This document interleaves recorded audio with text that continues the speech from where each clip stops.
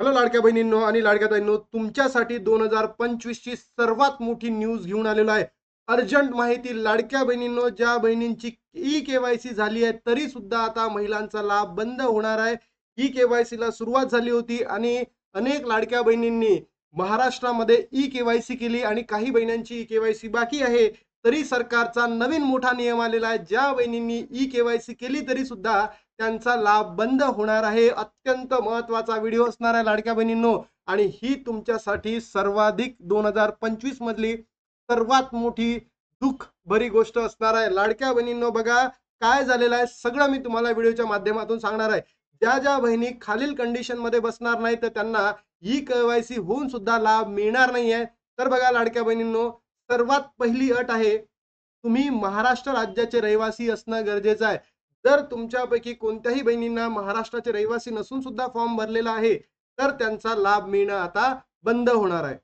दुसरी कंडिशन सांगितली आहे, राज्यातील विवाहित, विधवा, घटस्फोटित, परित्या आणि निराधार महिला तसेच कुटुंबातील केवळ एक अविवाहित महिलेलाच, म्हणजे एकाच अविवाहित महिलेला लाभ मिळणार आहे आणि सोबत एक विवाहित महिलेला, विवाहित एक आणि दुसरं अविवाहित महिलेला, म्हणजे एका फॅमिलीमध्ये फक्त आणि फक्त दोनच महिलांना लाभ मिळणार आहे लाडक्या बहिणींनो.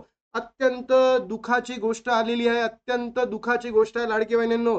त्यानंतर बघा, किमान 21 वर्ष पूर्ण आणि कमाल 65 वर्ष पूर्ण होईपर्यंत, म्हणजे तुमचं वय 21 ते 65 मध्येच असायला पाहिजे.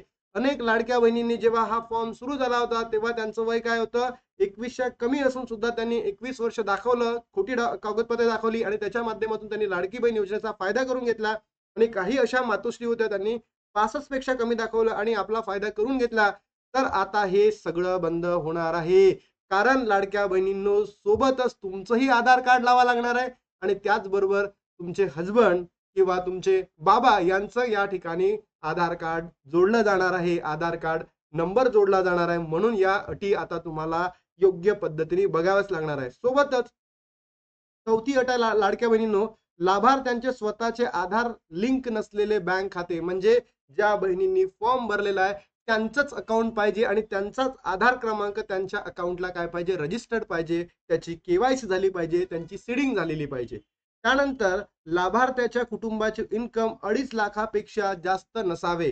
इथे एका व्यक्तीचे नाही लाडक्या बहिणींनो, इथे कुटुंबाचे म्हटलेलं आहे. म्हणजेच काय, राशन कार्ड मध्ये किंवा रेशन कार्ड मध्ये जितकेही लोक आहेत त्या सगळ्यांचं मिळून 2.5 लाखापेक्षा काय पाहिजे, उत्पन्न कमी पाहिजे आहे.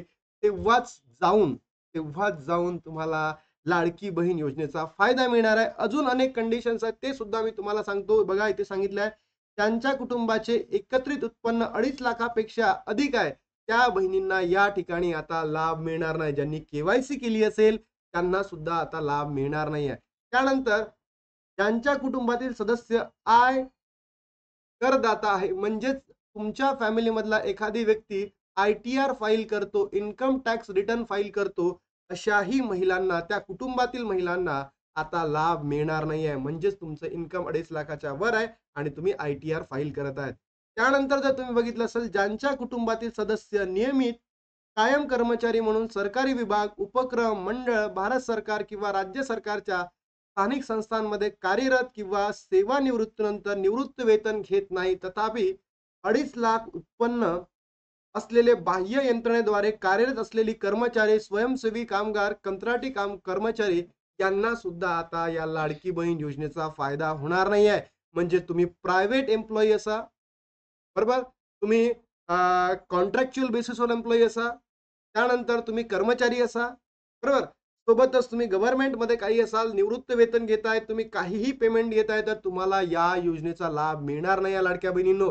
म्हणजे तुमच्या फॅमिली मधला कोणताही व्यक्ती असो, इथे बघा कुटुंब दिलाय, इथे कुटुंब मेन्शन केलाय, म्हणजे फॅमिली मधला कोणताही व्यक्ती असेल आणि त्याचं इन्कम जर 2.5 लाखापेक्षा जास्त असेल तर तुम्हाला या योजनेचा फायदा मिळणार आहे. अत्यंत दुःखाची गोष्ट आहे. सांगतानाही मला खराब वाटतंय लाडक्या बहिणींनो, सरकारने जेव्हा इलेक्शनच्या पहिले कोणत्याच अटी ठेवल्या नाही आणि आता या इलेक्शन संपल्यानंतर का बरं अटी आणताय हेच मला समजत नाही. लाडक्या बहिणींनो, तुम्ही जागे व्हाणं गरजेचं आहे. जर तुम्ही जागे झाल्या नाहीत तर उद्या जाऊन प्रत्येक लाडक्या बहिणींची ही योजना आहे, ही बंद केली जाणार आहे, म्हणून तुम्हाला जाग होणं गरजेचं आहे. लाडक्या बहिणींनो, या व्हिडिओला महाराष्ट्रातील तमाम बहिणींपर्यंत पोहोचवा, जेणेकरून आपल्याला आपल्या मागण्या परिपूर्ण करून घ्यायच्या आहे. सरसकट प्रत्येक लाडक्या बहिणींना 1,500 रुपये मिळाला पाहिजे. सोबतच 2100 रुपये मानधन वाढून देणार होतो, ते सुद्धा मिळायला पाहिजे. अशीच आपण सरकारकडे ठाम मागणी करणार आहोत. त्यानंतरची अट आहे, सदर लाभार्थी महिला शासनाच्या इतर विभागामार्फत राबवणाऱ्या आर्थिक योजनेद्वारे 1500 किंवा त्यापेक्षा जास्त रकमेचा लाभ घेत असेल, म्हणजे लाडकी बहीण, समजा एक लाडकी बहीण एकापेक्षा दुसऱ्याही योजनेचा लाभ घेत आहे, जसं संजय निराधार योजना आहे, श्रावणबाई योजना आहे, लाडकी बहिणी घेत आहे आणि ती पण घेत आहे, तर अशा वेळेस त्या बहिणीला सुद्धा आता अपात्र ठरवलं जाणार आहे. त्यानंतर लाडक्या बहिणींनो, ज्यांच्या कुटुंबातील सदस्य विद्यमान माजी आमदार किंवा खासदार आहे, आमदार खासदार असलं कोण घेणार आहे, पण असं जर त्यांनी अट ठेवलेली आहे, जर त्यांच्या कुटुंबातील माजी असेल, आजी असेल, आजी म्हणजे आताचा समजा, आमदार असेल, खासदार असेल, त्यांना सुद्धा या योजनेचा लाभ मिळणार नाहीये. त्यांना गरजही काय आहे, आपल्यासारख्या सर्वसामान्य महिलांनाच हे आता देत नाही आहे, तर यांना कुठे गरज आहे. त्यानंतर ज्यांच्या कुटुंबातील सदस्य भारत सरकार किंवा राज्य सरकारच्या बोर्ड, कॉर्पोरेशन, उपक्रमांचे अध्यक्ष, उपाध्यक्ष, संचालक सदस्य आहेत, त्या फॅमिलीमध्ये सुद्धा आता तुम्हाला मिळणार नाही आहे. लाडक्या बहिणींनो, इथे कुटुंब म्हणजे काय, तुमच्या राशन कार्ड मध्ये जितकेही लोक असतील त्या लोकांचा डाटा बघितला जाणार आहे. कारण तुमच्या सोबत तुमचे पती किंवा तुमचे वडील यांचा आधार कार्ड तुम्हाला जोडायचा आहे. सोबतच लाडक्या बहिणींनो, त्यांच्याकडे 4 चाकी वाहन आहे, ट्रॅक्टर वगळून त्यांच्या कुटुंबातील सदस्यांवर नावांवर नोंदणीकृत आहे. ट्रॅक्टर सोडून, ट्रॅक्टर 4 चाकीमध्ये येत नाही, ट्रॅक्टर 8 चाकीमध्ये येते आणि ट्रॅक्टर हा शेतकऱ्यांसाठीच बनवल्या गेलेली वस्तू आहे. पण मला सरकारकडे म्हणायचं आहे की ज्या भावांच्या घरी किंवा बहिणींच्या घरी 4 चाकीवरच पोट चालतं, अशा बहिणींच्या कुटुंबांनी काय करावं.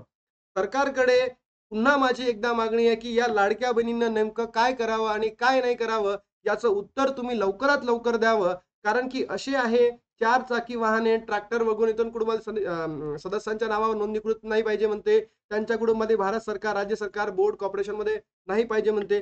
या ज्या गोष्टी आहेत, तर या चुकीच्या आहे.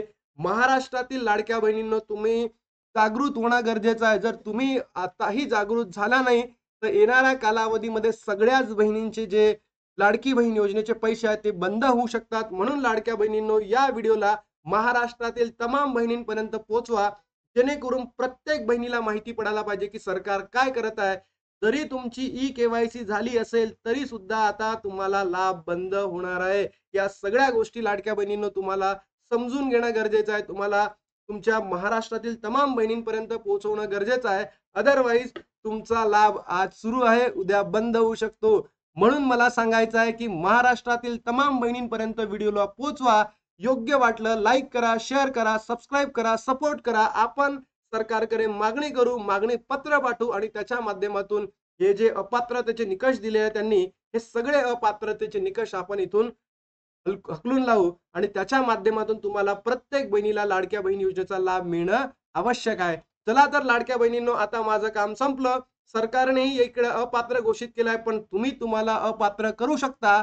म्हणून या व्हिडिओला महाराष्ट्रातील तमाम बहिणींपर्यंत पोहोचवणं गरजेचं आहे. चला तर बरं, मी इथे थांबतो लाडक्या बहिणींनो आणि भेटतो नवीन व्हिडिओमध्ये. तोपर्यंत जय हिंद, जय महाराष्ट्र, जय श्रीराम.